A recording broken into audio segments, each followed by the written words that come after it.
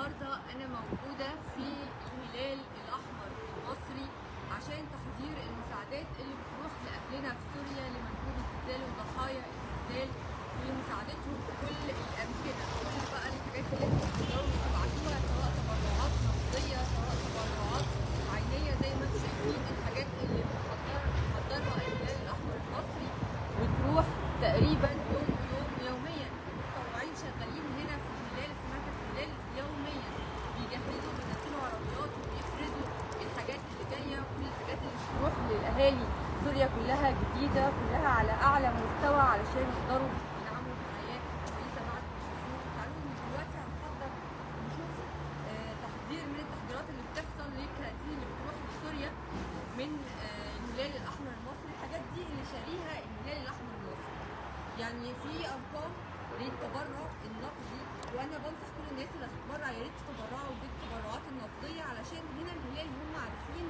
هم هناك محتاجين ايه، هم عارفين هم عايزين يشتروا لهم ايه وايه الحاجات اللي ناقصاهم وايه الحاجات اللي هم محتاجينها. فالهلال بيقوم بده بالفلوس اللي بتجيلها اللي بتجيله منكم.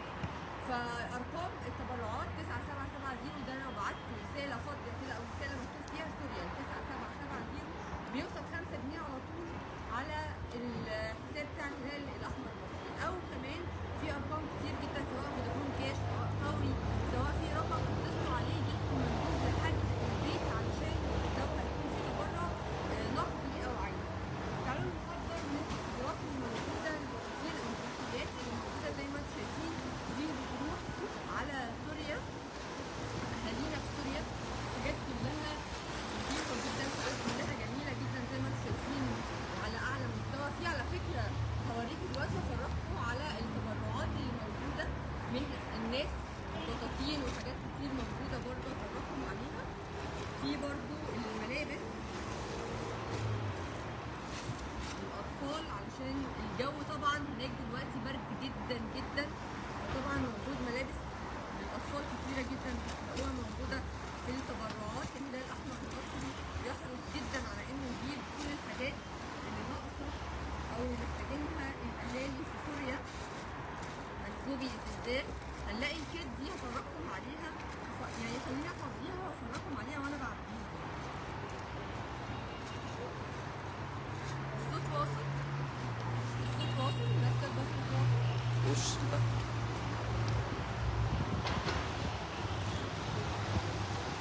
طبعا دي من الحاجات الاحتياجات اللي بيحتاجها جدا جدا زي ما انتم عارفين في المخيمات او الضحايا هناك محتاجين حاجات صابون فرش معجون المكن الحلاقه الباد المناديل معجون الاسنان الكحول الوايبس معجون حلاقه فوطه. دي كانت بتبقى خاصه كده بيسلموها لكل فرد من الافراد اللي موجودين هناك من منكوبي الزلزال. هنلاقي برضو موجود ملابس وشرابات تقيلة جدا صوف عشان البرد، الجو هناك برد والتلج والمطر زي ما انتم عارفين. دي من التحضيرات. لبن طبعا للأطفال، البامبرز ده أساسي. دي برضو هتلاقي كل الاحتياجات اللي محتاجينها.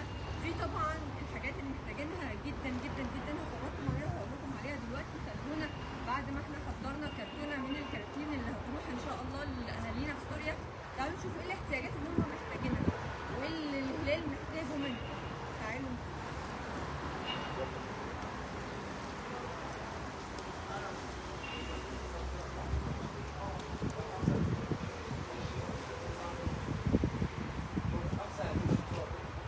زي ما انتم شايفين. تعالى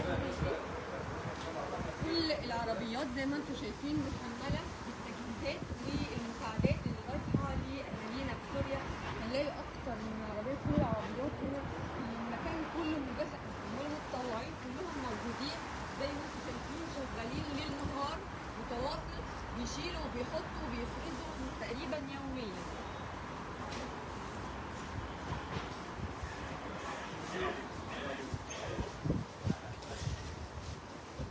هنلاقي كل البطاطين زي ما انتم شايفين طالعه على العربيات.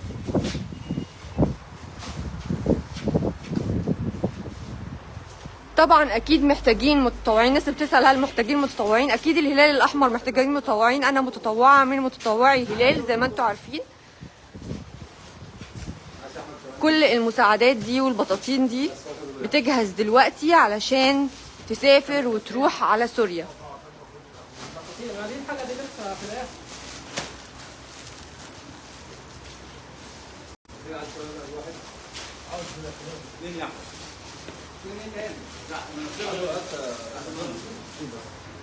عايزه اوريكم كمان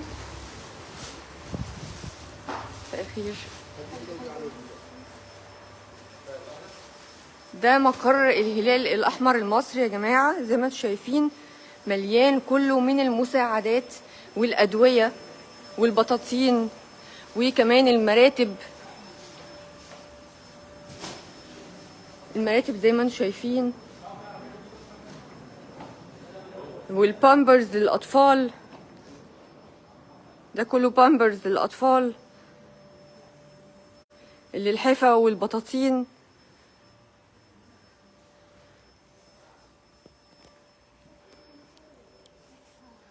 كل ده زي ما انتم شايفين معايا دلوقتي في الهلال الاحمر المصري. احنا موجودين النهارده بنقدم كل المساعدات، وبطلب منكم انكم تساعدوا بسواء مساعدات ماديه، نقديه، عينيه، اي مساعدات تقدروا عليها تقدموها لاهلنا في سوريا. ما تتاخروش لحظه، ده افضل وقت تطلعوا فيه. احنا في رجب وداخلين في الاشهر كريمه، افضل وقت تقدروا تطلعوا فيه اي فلوس معاكم تقدروا تطلعوا. اللي في ناس بتبعت حاجات والله هنا لسه جديده من البيت عندها، اللي بيبعت بطاطين لسه بكياسها وبحاجتها، اللي بيبعت الحفا، بيبعت هدوم للاطفال، عنده بيبي بيشتري بالاتنين تلاته، واحد ليه واتنين يبعتهم للهلال للاطفال اللي موجودين في سوريا. فانا بتمنى من كل الناس انها تتبرع على الارقام اللي انا هحطها دلوقتي في تعليق موجود هنا في الفيديو ده. النهارده احنا طول اليوم موجودين في الهلال ان شاء الله. حابه الناس تتطوع.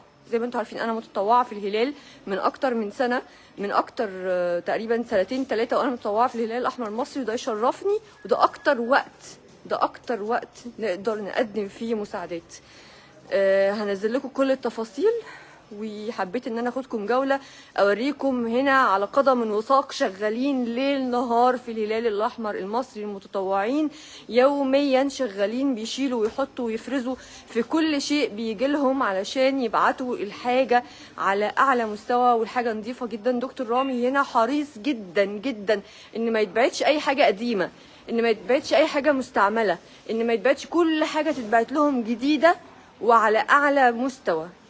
يا رب بالخير، يا رب يرحم منكوبي زلزال سوريا، ويا رب يعني يصبر اهالي سوريا اللي عايشين دلوقتي موجودين هناك في خيم. من الحاجات اللي عايزه اوريها لكم جدا جدا وقلت لازم اقول لكم عليها، هم محتاجين خيم يا جماعه. خليني افرجكم على الخيم اللي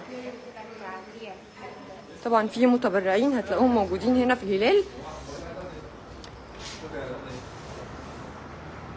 خليني اوريكم. دي الخيم يا جماعه اهي، بس العربيات جاهزه. الخيم هي دي الخيم اللي موجوده. محتاجين خيم، هما محتاجين خيم ومحتاجين خيم. الناس ما بتبعتش خيم، الناس بتبعت بس بطاطين فقط لا غير. فهم محتاجين جدا وبشده وبقوه الخيم اللي موجوده زي اللي ورايا دي بالظبط. الخيم الكبيره محتاجينها جدا جدا جدا، وعلشان يجيبوها لازم تتبرعوا بالتبرعات النقديه عشان يقدر الهلال الاحمر المصري يجيب اكبر عدد من الخيم ويبعتها لاهالي سوريا. هحط لكم كل الارقام، هحط لكم كل التفاصيل علشان التبرعات، ويا رب تقدروا سواء مساعدات بمجهودكم تيجوا تتطوعوا في الهلال وتشيلوا وتحطوا معاهم وتفرزوا، يا تتبرعوا بالتبرعات النقديه يا اما بتبرعات عينيه، وكله في ميزان حسناتكم ان شاء الله. شكرا لكم.